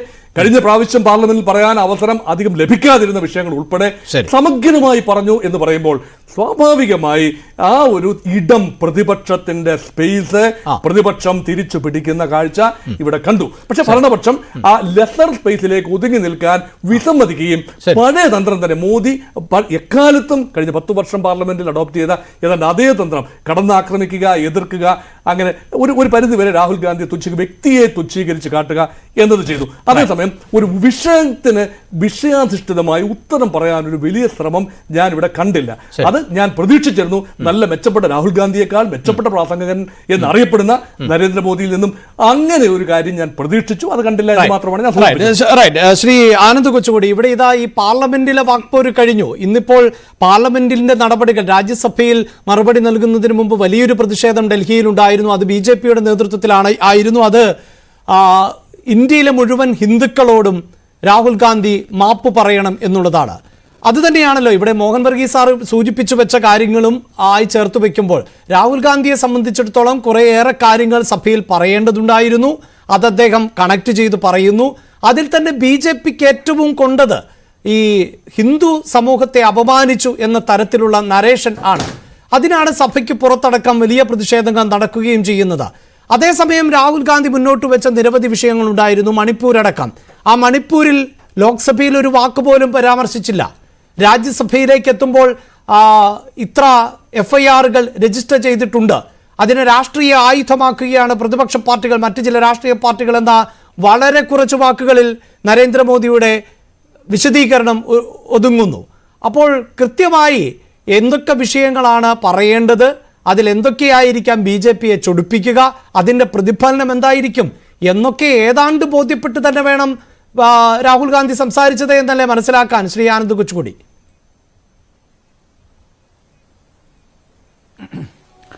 സാധാരണഗതിയിൽ ഡോക്ടർ മോഹൻ വർഗീസിന്റെയും എന്റെയൊക്കെ അഭിപ്രായം പലപ്പോഴും ഒരേപോലെ ആകാറുണ്ട്, യോജിക്കാറുണ്ട്. പക്ഷെ ഇന്ന് നിങ്ങളുടെ കോൺഗ്രസിന്റെ പ്രതിനിധി വന്നിട്ടുമില്ല.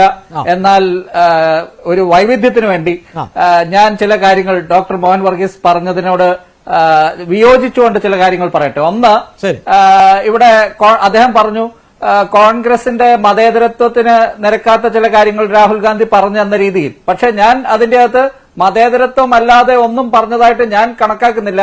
ഈ കേരളത്തിലെ ഇടതുപക്ഷ ബുദ്ധിജീവികളാണ് ഇപ്പോൾ ഒരു ദൈവികമായിട്ടുള്ള അല്ലെങ്കിൽ ഹിന്ദു മതത്തിന്റെയോ ഏതെങ്കിലും മതത്തിന്റെയോ ചിഹ്നങ്ങൾ രാഷ്ട്രീയ ഡിസ്കോഴ്സിൽ കൊണ്ടുവന്നാൽ അത് മതേതരത്വം അല്ല എന്ന് ഇവിടെ പറഞ്ഞു പഠിപ്പിക്കുന്ന ഇടതുപക്ഷ ബുദ്ധിജീവികളുടെ കേരളത്തിലെ ഇൻഫ്ലുവൻസ് ആണ്. അങ്ങനെ ഡോക്ടർ മോഹൻ വർഗീസിനെ കൊണ്ട് പോലും അദ്ദേഹം ആ ഒരു കേരളത്തിൽ മാത്രമല്ലേ ഉള്ളൂ, മറ്റു സംസ്ഥാനങ്ങളിലേക്ക് പോയാൽ അങ്ങനെയല്ലല്ലോ. അല്ല, ഞാൻ കേരളത്തിലെ കാര്യം അതെ, ഇടത് സ്ഥാനാർത്ഥി ഹനുമാന്റെ ചിത്രം അച്ചടിച്ചിരുന്നു എന്നുള്ളതാണല്ലോ. ഇപ്പോ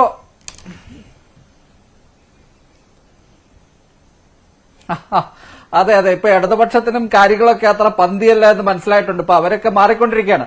ഇപ്പൊ എന്തായാലും ഒരു കാര്യം ശരിയാണ്, തുടക്കം മുതലേ രാഹുൽ ഗാന്ധി കുറെ കാര്യങ്ങൾ കണക്ട് ചെയ്യാൻ ശ്രമിച്ചു. ഇപ്പോൾ അദ്ദേഹം പറഞ്ഞ ഒരു കാര്യം, മധ്യപ്രദേശിലും ഛത്തീസ്ഗഡിലും ഗുജറാത്തിലും കൂടി ആകെ 2 സീറ്റ് കിട്ടിയിട്ടുള്ളൂ. ഇത് ഇന്നലെ പ്രധാനമന്ത്രി നരേന്ദ്രമോദിയുടെ മറുപടി പ്രസംഗത്തിൽ ആ കാര്യം അദ്ദേഹം പറയുന്നുണ്ട്. കോൺഗ്രസ് ഒരു പാരസൈറ്റായി മാറി, പർജീവിയായി മാറി. ഇപ്പോൾ ഈ മറ്റു പാർട്ടികളുടെ തോളിലേറിയാണ് ഈ കോൺഗ്രസ് ഇപ്പോൾ 99 സീറ്റുമായി വന്നിരിക്കുന്നത്. കോൺഗ്രസിന് സ്വന്തം വോട്ട് ശതമാനം കൂട്ടാനും സ്ട്രൈക്ക് റേറ്റ് കൂട്ടാനും വളരെ ആവശ്യമാണ് കൂടുതൽ സീറ്റുകൾ ജയിക്കുക ഹിന്ദി ഹൃദയഭൂമിയിൽ. അതിന് ശിവന്റെ ഈ അഭയമുദ്ര കോൺഗ്രസിന്റെ ചിഹ്നമാണെന്നൊക്കെ പറയുന്നത് നല്ല രാഷ്ട്രീയ അടവാണ്. പക്ഷേ ഒരു കാര്യം എനിക്ക് തോന്നുന്നത് അദ്ദേഹം ഇതെല്ലാം കണക്ട് ചെയ്യാൻ ശ്രമിച്ചെങ്കിലും ഒരു പോയിന്റ് കഴിഞ്ഞ് മറ്റൊരു പോയിന്റിലേക്ക് അദ്ദേഹം പറയുന്നുണ്ട് ഒരു സ്ത്രീ വന്ന് അദ്ദേഹത്തോട് പറഞ്ഞു, രാവിലെ അവരുടെ ഭർത്താവ് അവരെ തല്ലുകയാണ്. അപ്പൊ തല്ലുകയാണെന്ന് പറയുമ്പോൾ എന്തിനാണ് തല്ലുന്നതെന്ന് ചോദിക്കുമ്പോൾ ഭക്ഷണം വാങ്ങിക്കാൻ കാശില്ല. അപ്പോ ഇതെല്ലാം പേടി, ആരെയും ഈ പേടി എന്നുള്ള ഒരു കാര്യം കണക്ട് ചെയ്യുന്നു. ദൈവത്തിന്റെ അതായത് പല മതങ്ങളുടെ ഈ ഭാരതത്തിന്റെ സംസ്കാരവും എങ്ങനെയാണ് ഒരു അഹിംസയുടെ ഒരു സംസ്കാരം ആയിരിക്കുന്നത് എന്ന കാര്യം കണക്ട് ചെയ്യാൻ ശ്രമിക്കുന്നു. പക്ഷെ അതൊക്കെ കണക്ട് ചെയ്യാൻ ശ്രമിക്കുമ്പോഴും ആ പറയുന്ന പോലെയുള്ള ഒരു സിങ്ക്രോണൈസ് ചെയ്യാൻ രാഹുൽ ഗാന്ധിക്ക് കഴിഞ്ഞില്ല എന്ന് എനിക്ക് തോന്നുന്നു. അദ്ദേഹം തുടക്കത്തിൽ സംസാരിച്ചു വന്നത് ഇംഗ്ലീഷിലാണ്, പിന്നെ ഒരു ഘട്ടത്തിലെത്തിയപ്പോൾ ഹിന്ദിയിലേക്ക് പോകുന്നു. അദ്ദേഹത്തിന്റെ ഹിന്ദി മോശമാണ്. അപ്പോൾ ഹിന്ദി മോശമായതുകൊണ്ട് തന്നെ അദ്ദേഹത്തെ ആ സമയത്ത് ഇന്ററപ്റ്റ് ചെയ്യുമ്പോൾ അദ്ദേഹത്തിന്റെ കൈവിട്ടു പോകുന്ന 2-3 ഘട്ടങ്ങൾ ഉണ്ടാകുന്നു. ആദ്യമൊക്കെ അദ്ദേഹം വഴങ്ങുന്നു. പിന്നെ അവിടെ നമ്മൾ കാണേണ്ടത് ഈ എല്ലാ മന്ത്രിമാരും, ഭൂപേന്ദ്ര യാദവ് എനിക്ക് തോന്നുന്നു 5 തവണ എഴുന്നേറ്റ് എന്ന് തോന്നുന്നു. അമിത്ഷാ ആണെങ്കിൽ അദ്ദേഹത്തിന്റെ സ്വതസിദ്ധമായിട്ടുള്ള ഗൗരവപ്പെട്ട മുഖഭാവത്തോടുകൂടി എഴുന്നേറ്റ് ഓം ബിർളയെ ഭീഷണിപ്പെടുത്തുന്ന രീതിയിലാണ്. ശരിക്കും ഭീഷണിയാണ്. ഭൂപേന്ദ്ര യാദവും ഒരു തവണ ഭീഷണിപ്പെടുത്തുന്നുണ്ട്.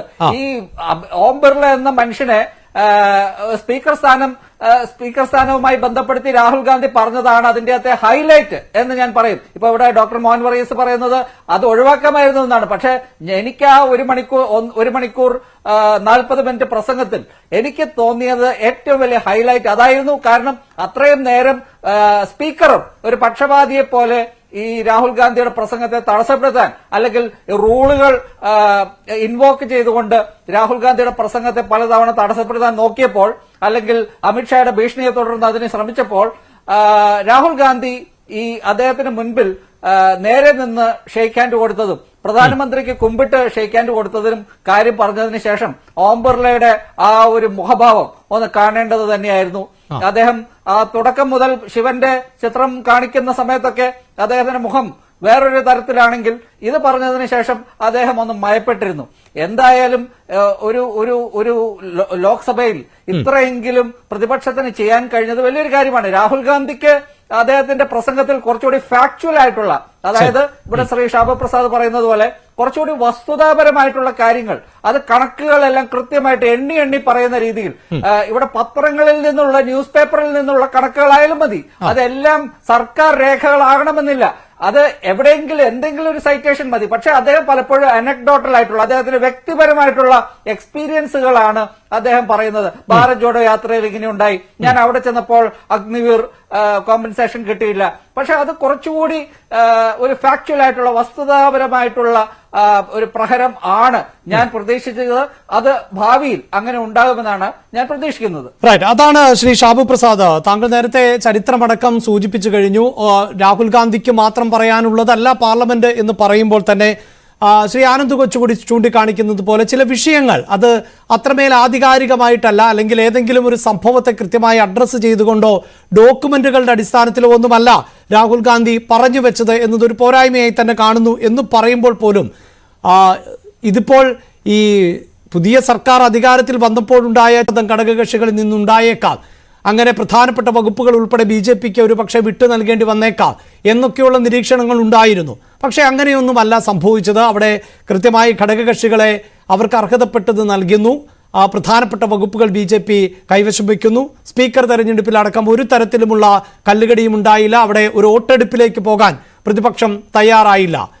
എങ്കിൽ പോലും ഈ കഴിഞ്ഞ 2 ടേമുകളുമായി താരതമ്യം ചെയ്യുമ്പോൾ നരേന്ദ്രമോദി എന്ന പ്രധാനമന്ത്രിയെ സംബന്ധിച്ചിടത്തോളം സഭയ്ക്കുള്ളിൽ ഈ മട്ടിൽ സംസാരിക്കേണ്ടി വരുന്നത് തന്നെ ആദ്യമാണ്, ഇത്രയധികം പ്രതിപക്ഷ പ്രതിഷേധങ്ങൾക്കിടെ. അതുകൊണ്ട് തന്നെ ഒരുപക്ഷെ ഈ രാഹുൽ ഗാന്ധി കൃത്യമായ പാഠങ്ങൾ നടത്തിയിട്ടുണ്ട് എന്നും ഇല്ല എന്നും നിരീക്ഷിക്കുന്നവരുണ്ട് എങ്കിൽ പോലും ഇത് ഒരു തുടർച്ചയായിരിക്കും അടുത്ത സമ്മേളനത്തിൽ ഉൾപ്പെടെ. ഇത് തന്നെയാണ് ഇനി BJPയും NDAയും ഒക്കെ അടുത്ത 5 വർഷം, പ്രധാനമന്ത്രി തന്നെ പറഞ്ഞു കഴിഞ്ഞു 2029 വരെ പ്രതിപക്ഷത്തിരിക്കാനേ നിങ്ങൾക്ക് സാധിക്കൂവെന്ന്. പക്ഷെ ഇങ്ങനെയൊരു പ്രതിപക്ഷമായിരിക്കും എന്നുകൂടിയല്ലേ മനസ്സിലാക്കേണ്ടി വരുന്നത് ശ്രീ ഷാബു പ്രസാദ്?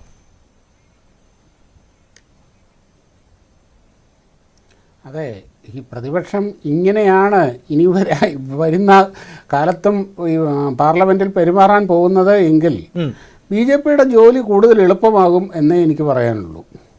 കാരണം ഇത് ഈ തെരുവ് പ്രസംഗങ്ങളും ഇലക്ഷൻ പ്രചരണ രീതികളും പാർലമെന്റിൻ്റെ അകത്ത് ഉപയോഗിച്ചാൽ എന്താണ് സംഭവിക്കുക?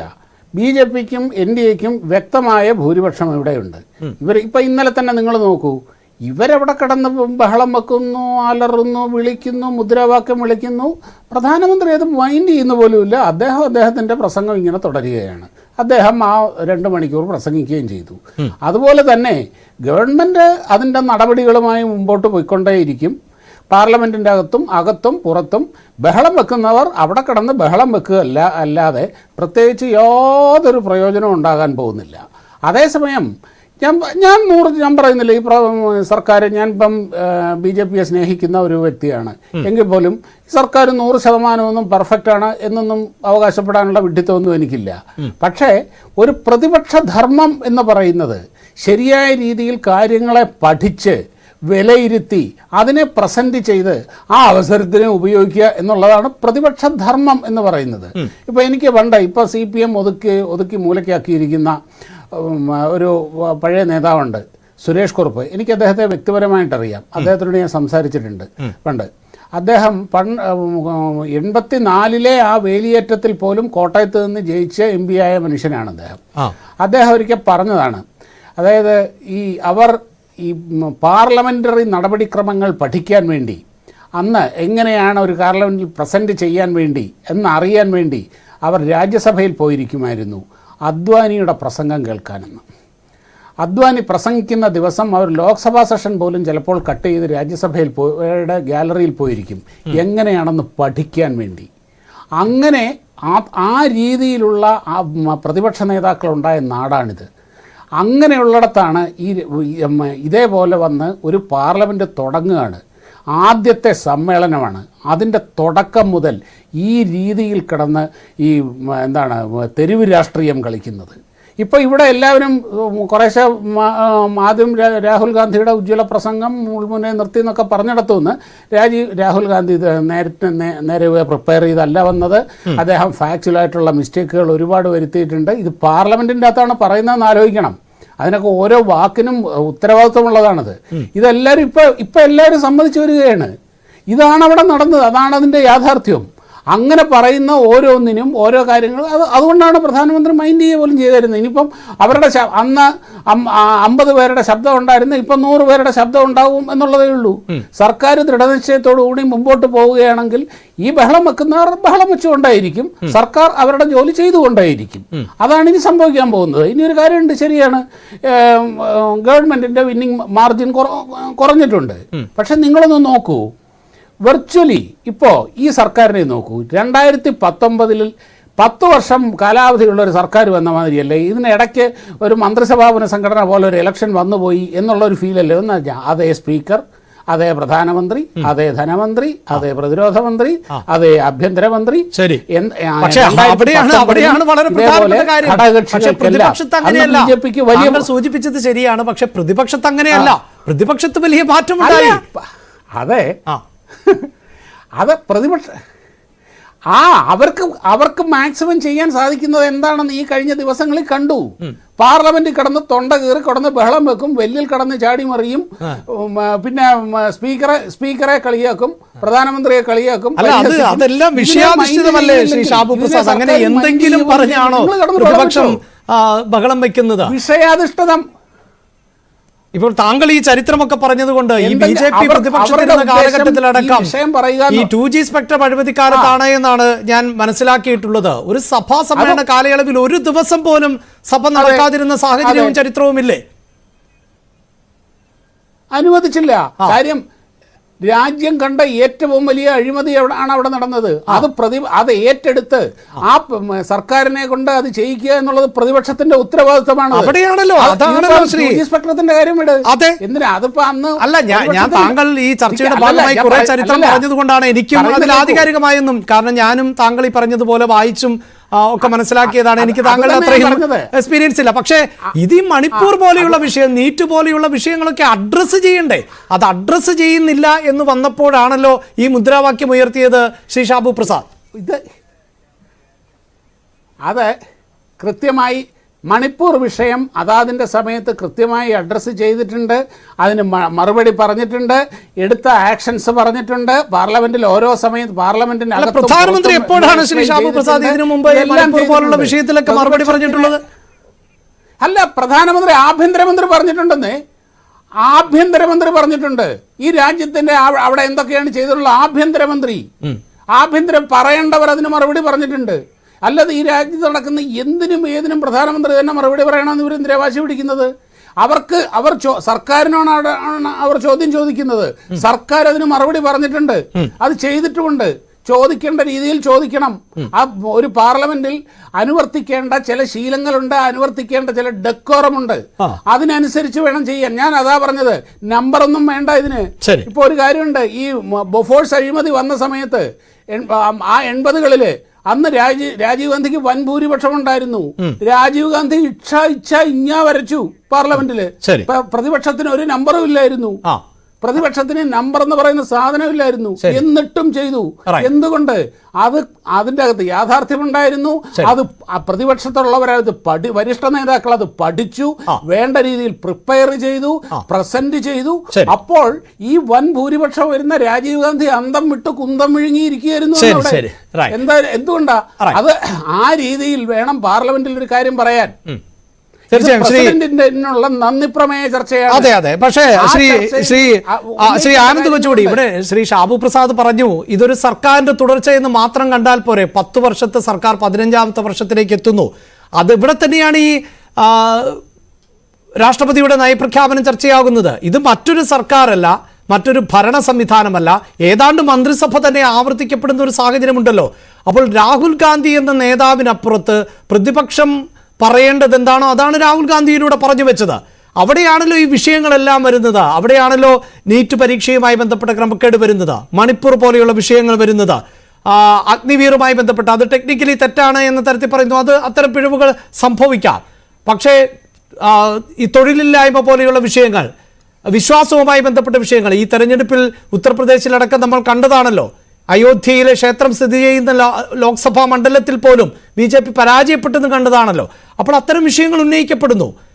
അതിൽ ഈ രാഹുൽ ഗാന്ധിയുടെ പഠനവുമായി ബന്ധപ്പെട്ട തർക്കം എന്തുമാകട്ടെ, ഈ വിഷയങ്ങൾ കൃത്യമായി ഉന്നയിക്കപ്പെടേണ്ടതായിരുന്നില്ലേ? അത് തന്നെയല്ലേ ഉന്നയിച്ചത്?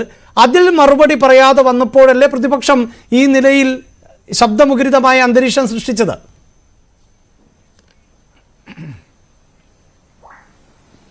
അല്ല, ഇവിടെ ശ്രീ ഷാബു 2 തവണയായിട്ട് അദ്ദേഹം പറയുന്നത് 80കളിൽ എന്താണ് 2 സീറ്റുള്ള BJP 414 സീറ്റുള്ള രാജീവ് ഗാന്ധിയെ വരപ്പിച്ചു. പിന്നെന്താണ് അന്നൊക്കെ ഈ കോൺഗ്രസുകാരെ മൂലക്കിരുത്തി ഈ അഡ്വാനിയും വാജ്പേയിയും മാത്രമാണ്, അല്ലെങ്കിൽ പ്രതിപക്ഷത്തെ അന്നുള്ള മറ്റ് അദ്ദേഹം ജനതാ പാർട്ടിയൊക്കെ ഉദ്ദേശിച്ചാണോ എന്ന് എനിക്കറിയില്ല. എന്തായാലും അവരെയൊക്കെ ഉദ്ദേശിച്ചായിരിക്കും പറഞ്ഞത്. പക്ഷേ അന്ന് ഈ ഭരണപക്ഷത്ത് ഇപ്പോഴത്തെ ഗുജറാത്തി മാഫിയ ആയിരുന്നില്ല. ഇത് ഈ 2002 മുതൽ നരേന്ദ്രമോദി അദ്ദേഹം ഒരു പ്രതിപക്ഷത്തെ അംഗീകരിക്കാത്ത ഏകാധിപത്യ ശൈലി അദ്ദേഹത്തിനുള്ള ഒരു തികഞ്ഞ ഏകാധിപതിയെ പോലെ ഭരിച്ചിരുന്ന ആളാണ്. 2002 മുതൽ ഗുജറാത്തിൽ ഭരിച്ചിരുന്ന ആളാണ്. ദില്ലിയിൽ 2014 വന്നപ്പോൾ ഒരു പ്രതിപക്ഷം ഇല്ലാത്ത സർക്കാരിനെ നയിക്കാൻ അദ്ദേഹത്തിന് ഭാഗ്യം കിട്ടിയത്. 2019 വീണ്ടും കോൺഗ്രസിന്റെ തന്നെ കുറ്റമാണ്, അവരുടെ കുറ്റമാണ്. അവരെ കുറ്റം പറഞ്ഞ് നമ്മൾ ഒരു വശത്ത് പറയുമ്പോൾ തന്നെ മറുവശത്തെ കാര്യവും പറയണ്ടേ? അതായത് കോൺഗ്രസിന് കഴിവില്ലെങ്കിൽ BJP എന്ന ഭരണപക്ഷം ഈ തികഞ്ഞ ഏകാധിപത്യ ശൈലിയിൽ പ്രതിപക്ഷത്തിനൊരു അവസരം പോലും കൊടുക്കാത്ത രീതിയിൽ ലോക്സഭാ സ്പീക്കറെ നിയന്ത്രിച്ചുകൊണ്ട് ബാക്കി ഇന്നലെ രാഹുൽ ഗാന്ധി പറയുന്നുണ്ടായിരുന്നല്ലോ, അതായത് രാജ്നാഥ് സിംഗ് അദ്ദേഹത്തെ കാണുമ്പോൾ ഒന്ന് പുഞ്ചിരിക്കാനോ അല്ലെങ്കിൽ നമസ്തേ പറയാൻ പോലും പേടിക്കുന്നു. കാരണം ഇവിടെ പാവയ്ക്ക ജ്യൂസ് കുടിച്ചിരിക്കുന്ന പോലെ മുഖഭാവമുള്ള അമിത്ഷായെയും നരേന്ദ്രമോദിയെ പേടിച്ചുകൊണ്ട്. അപ്പോ അതുപോലെയുള്ള ഒരു സർക്കാരാണ് ഇപ്പോൾ നിലവിലുള്ളത്. അതുകൊണ്ട് തന്നെ പ്രതിപക്ഷത്തിന് ഒത്തിരി ലിമിറ്റേഷൻസ് ഉണ്ട്. ഇപ്പോ അഭിലാഷ് പറഞ്ഞു എന്തുകൊണ്ടാണ് പ്രധാനമന്ത്രി സംസാരിച്ചപ്പോൾ അവിടെ പ്ലക്കാർഡുകൾ ഉയർത്തി പ്രതിപക്ഷം സ്ട്രൈക്ക് നടത്തിയെന്ന്. നമ്മൾ ആ സൻസദ് ടിവിയുടെ പ്രക്ഷേപണം കണ്ടാൽ ആർക്കും മനസ്സിലാകില്ല എന്താണെന്ന്. പത്രങ്ങളാണ് റിപ്പോർട്ട് ചെയ്തത്. കാരണം അവിടെ സൻസദ് ടിവിയിൽ പ്രതിപക്ഷത്തെ കാണിക്കില്ല. എന്തിനാണ് അവർക്ക് മണിപ്പൂർ വിഷയം ഉന്നയിക്കാൻ പറ്റാതെ, അതായത് മണിപ്പൂരിലെ ഒരു എംപിക്ക് സമയം അനുവദിച്ചിട്ട് ആ സമയത്ത് അദ്ദേഹത്തെ പ്രസംഗിക്കാൻ അനുവദിക്കാതെ പ്രധാനമന്ത്രിയെ വിളിച്ചപ്പോഴാണ് പ്രതിപക്ഷം അവിടെ പ്രസംഗിച്ചത്. പക്ഷേ സൻസദ് ടി വി ഉപയോഗിച്ച പ്രതിപക്ഷത്തിന്റെ ശബ്ദം ത്രോട്ടിൽ ചെയ്യുന്ന ഭരണപക്ഷമാണ്. അത് നമ്മളെ കാണിക്കുക പോലും ചെയ്യാതെ മാധ്യമങ്ങളിൽ റിപ്പോർട്ട് ചെയ്യുമ്പോൾ മാത്രം മനസ്സിലാകുന്ന രീതിയിൽ ഈ കാര്യങ്ങൾ ഇങ്ങനെയാക്കി മാറ്റിയിരിക്കുന്നത്. കഴിഞ്ഞ 10 വർഷം എന്താണ് ഇവിടെ നരേന്ദ്രമോദി ചെയ്തുകൊണ്ടിരിക്കുന്നത്? അടുത്ത 5 വർഷം ഇപ്പോൾ മോദി വിചാരിക്കുന്നത് എല്ലാം സ്പീക്കറെ അതേപോലെ നിയമിച്ചാൽ എല്ലാ കഴിഞ്ഞ തവണത്തെ മന്ത്രിമാരെ റിപ്പീറ്റ് ചെയ്താൽ മാറ്റമൊന്നുമില്ല എന്ന് അദ്ദേഹത്തിന് സ്ഥാപിക്കാൻ പറ്റുമെന്നാണ്. പക്ഷെ നമ്പേഴ്സിന്റെ ഗെയിം മാറിയിട്ടുണ്ട്. പ്രധാനമന്ത്രി പ്രതിപക്ഷത്തെ വകവയ്ക്കാതെ സ്പീച്ച് നടത്തിയതുകൊണ്ട് മാത്രം റിയാലിറ്റി ഇല്ലാതാകുന്നില്ല. കഴിഞ്ഞ തവണ BJP ഉണ്ടായിരുന്ന 303 240 ആയിരിക്കുന്നു. NDA ഉണ്ടായിരുന്ന 353 293 ആയിരിക്കുന്നു. അത് BJP മനസ്സിലാക്കിയില്ലെങ്കിൽ അടുത്ത 5 വർഷത്തിൽ മനസ്സിലാവും. അത്ര തന്നെ. ശരി, എന്തായാലും ഞാൻ അവസാനിപ്പിക്കുകയാണ്. ശ്രീ ഷാബു പ്രസാദ് കൈ ഉയർത്തിയത് കൊണ്ടാണ്, സമയപരിമിതിയുണ്ട്. എങ്കിലും ഈ സൂചിപ്പിച്ചതുപോലെ പ്രതിപക്ഷത്തിന് താല്പര്യമുള്ള വിഷയങ്ങൾ വേണ്ട, ഭരണപക്ഷത്തിന്റെ ഇംഗിതത്തിന് അനുസരിച്ചുള്ളത് മാത്രം മതി എന്ന് സഭാധ്യക്ഷൻ കൂടി സ്വീകരിക്കുന്ന നിലപാടിനെയാണ് വിമർശിച്ചത് എന്നതാണല്ലോ ആത്യന്തികമായി മനസ്സിലാക്കാൻ സാധിക്കുന്നത്. അതിൽ രസകരമായ ചില സംഭവങ്ങൾ കൂടി ഉണ്ടായിരുന്നു. അത് ശ്രീ ആനന്ദ് കൊച്ചുകൂടി സൂചിപ്പിച്ചതുപോലെ ഇടയ്ക്ക് രാഹുൽ ഗാന്ധി മധുരം നൽകിയതും ഇതേ പ്രതിപക്ഷ നേതാക്കൾക്ക് വെള്ളം കുടിക്കാൻ പ്രധാനമന്ത്രി വെള്ളം നൽകിയതുമായി സീനുകളും ഉണ്ടായിരുന്നു ആ പാർലമെന്റിൽ. പക്ഷേ അതൊന്നും പ്രേക്ഷകർക്ക് കാണാൻ സാധിച്ചില്ല. ശ്രീ ഷാബു പ്രസാദ്, അതായത് ഇപ്പം മണിപ്പൂരിലെ MPക്ക് സംസാരിക്കാൻ സമയം കൊടുത്തില്ല എന്നുള്ളതാണല്ലോ. പ്രതിപക്ഷത്തിന് ടോട്ടലായിട്ട് സമയം കൊടുത്തിരുന്നു. ആ സമയത്തിൽ കൂടുതൽ അവർ സംസാരിക്കുകയും ചെയ്തു. ഈ 1.25 മണിക്കൂർ സംസാരിച്ച രാഹുൽ ഗാന്ധിക്ക് അദ്ദേഹത്തിന്റെ സമയത്തിൽ നിന്നൊരു 2 മിനിറ്റ് ഈ മണിപ്പൂരിലെ MPക്ക് തന്റെ സ്വന്തം പാർട്ടിയിൽപ്പെട്ട MPക്ക് കൊടുക്കാമായിരുന്നല്ലോ. പ്രതിപക്ഷത്തിന് അനുവദിച്ച സമയം എങ്ങനെ യൂസ് ചെയ്യണം എന്ന് അവരാണ് തീരുമാനിക്കുന്നത്. അവർ തീരുമാനിച്ചില്ല. അവർ അതിന് സമയം കൊടുക്കാതിരുന്നപ്പോൾ അവരുടെ സ്വന്തം MPയെ അവരുടെ കൂട്ടത്തിലുള്ള ഒരാളെ അവർ തന്നെ അവഗണിച്ചപ്പോൾ അതുപോലെ ഞങ്ങൾക്ക് ഇനിയും വേണമെന്ന് പറയുന്നതിൻ്റെ അകത്ത് എന്ത് ന്യായമാണ് ഉള്ളത്? അതാണ് അവിടെ സംഭവിച്ചത്. പിന്നെ ഈ ആനന്ദ് കൊച്ചുകൂടി പറഞ്ഞ ഒരു കാര്യം, അന്ന് ഗുജറാത്തി മാഫിയെ അല്ല ഭരിച്ചിരുന്നത് എന്ന്. രാഹുൽ ഗാന്ധിയുടെ ഭരണം ഓർമ്മയുണ്ടെങ്കിൽ താങ്കൾക്കറിയാം, ഓരോ സമ്മേളനത്തിനും നാണമില്ലല്ലോ ഈ 2 നമ്പറുമായിട്ട് അല്ലെങ്കിൽ ഇത്രയും പേരുമായിട്ട് വന്നിരിക്കാൻ എന്ന് പറഞ്ഞ് ഈ രാജീവ് ഗാന്ധി ഈ പ്രതിപക്ഷത്തിലെ ഓരോരുത്തരെയും പരിഹസിച്ചിരുന്ന ഒരു കാലം ഇവിടെ ഉണ്ടായിരുന്നു. അന്ന് ഇവിടെ ഉണ്ടായിരുന്നു. അതൊന്നും അത്ര പെട്ടെന്ന് മറക്കാൻ പറ്റുന്ന കാര്യമല്ല. അല്ലാതെ രാജീവ് ഗാന്ധിയും ഇന്ദിരാഗാന്ധിയും ഒന്നും കരിഞ്ഞു കൊടുത്ത ഇന്ദിരാഗാന്ധിയെ പോലൊരു മാഫിയ ഭരണം ഈ ലോക ജനാധിപത്യ ചരിത്രത്തിൽ ഉണ്ടായിട്ടില്ല. പാർലമെന്റിനെ നോക്കുകുത്തിയാക്കിക്കൊണ്ട് ഭരണഘടനയെ വരെ മരവിപ്പിച്ച് തോട്ടിലെറിഞ്ഞ സ്ത്രീയാണ്. തീർച്ചയായും എന്തായാലും പ്രധാനമന്ത്രി നരേന്ദ്രമോദിയും ആ അടിയന്തരാവസ്ഥ കാലത്തെ കുറിച്ചൊക്കെ ഓർമ്മപ്പെടുത്തിയെങ്കിൽ അതൊക്കെ തിരുത്തേണ്ട കാലമാണ്, പുതിയ കാലഘട്ടമാണ്.